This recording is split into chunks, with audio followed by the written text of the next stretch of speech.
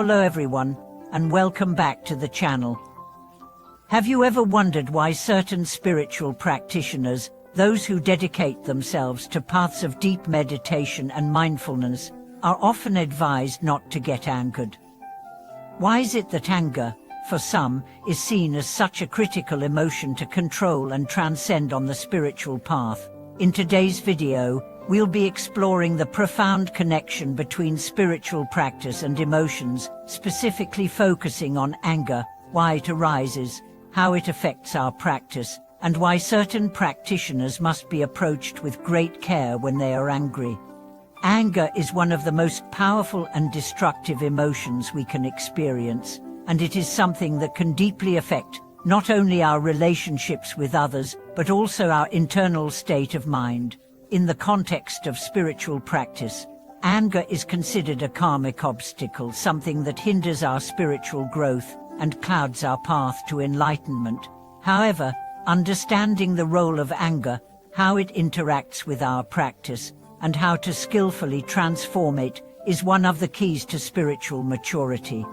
In this video, we will dive deep into the relationship between anger and spiritual development, why some practitioners are particularly sensitive when it comes to anger, and how we can use this knowledge to better understand our emotions and navigate the challenges on our spiritual journey. The nature of anger in spiritual practice. Anger is a natural human emotion, one that arises in response to perceived injustice, frustration, or a violation of our desires and expectations. On a surface level, it is an emotion that signals to us that something is wrong or out of balance, whether it be an external event or a reaction to internal conflict. However, from a spiritual perspective, anger is not just a passing emotional reaction, it has deeper implications. In many spiritual traditions, anger is considered to be one of the three poisons, along with greed and ignorance, that obstruct the path to spiritual liberation. It is a destructive emotion that clouds clarity of mind and obscures our true nature. Anger often arises from a deep attachment to personal desires, a perception of being wronged, or a sense of helplessness when we cannot control the outcomes in our lives. In Buddhism, the goal of the practitioner is to transcend the habitual reactions of the ego and emotional mind. Anger, in this context, is seen as a reflection of the ego self, the part of us that believes in separateness, that takes offense, that holds on to grudges, and that feels personally attacked. When we cling to anger, we create a cycle of suffering that perpetuates the illusion of selfhood and separation. Spiritual practice, especially in traditions like Zen or Taoism, teaches us to recognize and release anger as it arises, not to repress it, but to understand it and allow it to pass without identifying with it. True spiritual maturity involves seeing anger as it is an emotional response and learning how to transform it into a more constructive force, such as compassion or wisdom. Why practitioners must be approached with care when angry. And now, you may be wondering why practitioners who are deeply involved in their spiritual practices, especially those on the path to enlightenment, should be approached with care when they are angry. Is it not true that spiritual people should be above such emotions? The answer is more complex than it seems.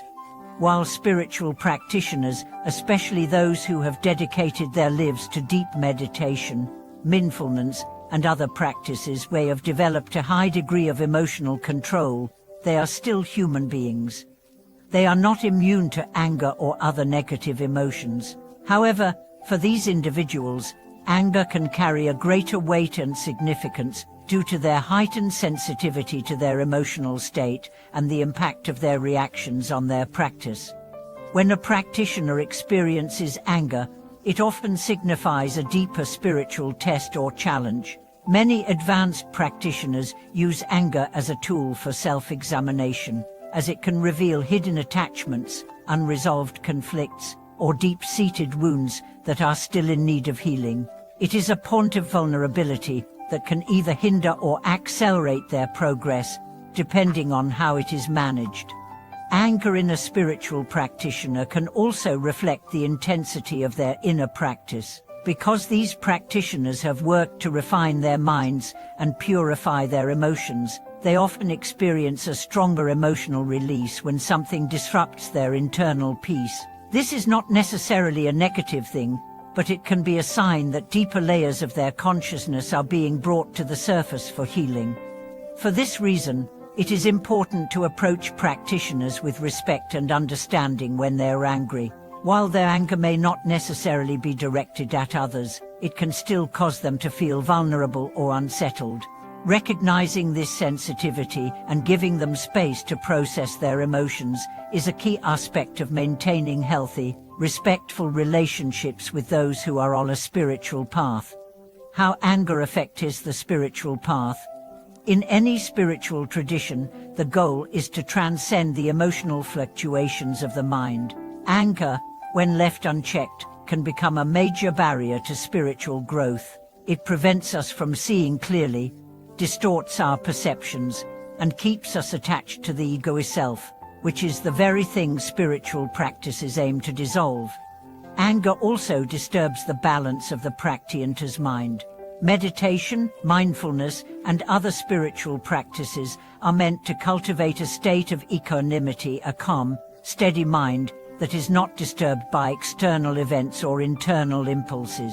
Anger, being one of the most intense emotions, has the power to shake this balance and bring the practitioner back into the realm of dualistic thinking, where the world is perceived in terms of good and bad, right and wrong, and self and other.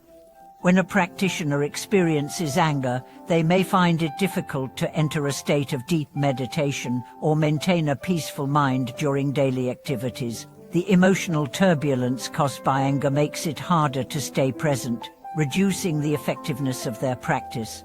It can also hinder their ability to cultivate compassion and understanding, which are essential qualities for those seeking to help others on the spiritual path. The importance of emotional awareness and control.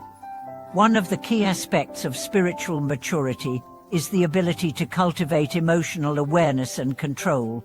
Spiritual practitioners, especially those on advanced paths, often experience heightened sensitivity to their emotional states. Through years of practice, they become more attuned to the subtle fluctuations in their minds, making them more aware of the onset of anger or any other emotion. This heightened awareness allows them to intervene before the emotion takes hold and begins to negatively influence their actions or thoughts. However, despite this heightened awareness, anger can still rise unexpectedly, especially when a practitioner faces external challenges, emotional triggers, or moments of deep frustration. The key is not to suppress or ignore the emotion, but to recognize it, understand its root causes, and transform it. In Buddhism, the practice of mindfulness is the tool that enables practitioners to observe their emotions without being overwhelmed by them. By practicing mindfulness, a practitioner can notice when anger arises, without immediately reacting to it. They can then return to a state of calm, using the emotion as a tool for self-inquiry and transformation. Transforming anger through compassion and wisdom. The ultimate goal is not to eliminate anger entirely, but to transform it into something more constructive. When anger rises, it is an invitation to practice compassion and wisdom. By understanding the root causes of anger, whether they are internal or external, we can learn to approach the situation with a sense of understanding rather than reactivity. In Zen Buddhism, one of the key practices for transforming negative emotions is to recognize that all beings are interconnected. When a practitioner experiences anger, they can remind themselves that the person or situation they are angry at is not separate from them. We are all part of the same interdependent web of existence. This realization softens the intensity of anger, transforming it into compassion for others and understanding of their own struggles. Another method for transforming anger is through the practice of wisdom. Anger often arises from ignorance, that inability to see things clearly or to understand the larger picture. When we cultivate wisdom, we gain insight into the impermanence of all things, including our emotional reactions. Anger, like all emotions, is fleeting. By recognizing its temporary nature, we can let it go without clinging to it. How to approach a practitioner who is angry. If you are interacting with a practitioner who is experiencing anger, it is important to approach the situation with understanding and patience. Here are some guidelines for doing so.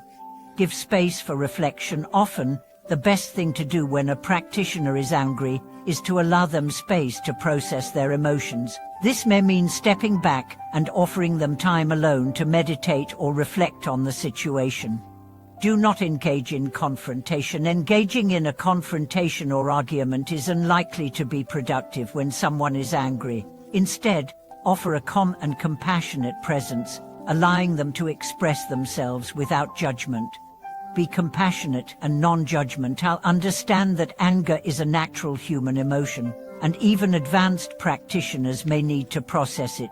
Approach them with compassion, recognizing that their anger may be a symptom of a deeper spiritual challenge or test. Encourage mindfulness practice. Gently suggest returning to mindfulness or meditation to help them regain their balance. This can help the practitioner find clarity and dissolve the anger in a constructive way. Thank you for watching. I hope this video has helped you gain a deeper understanding of the complex relationship between emotions, particularly anger, and spiritual practice. It is crucial to recognize that emotions are not obstacles but opportunities for growth and transformation on the spiritual path. By learning to understand and transform anger, we move closer to the ultimate goal of enlightenment, where we can live with peace, compassion, and wisdom.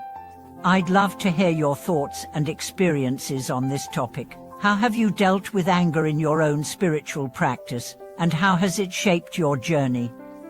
Please share your insights in the comments below. If you found this video helpful, don't forget to like, subscribe, and share it with anyone who might benefit from this wisdom. Thank you again for watching, and I look forward to seeing you in the next video.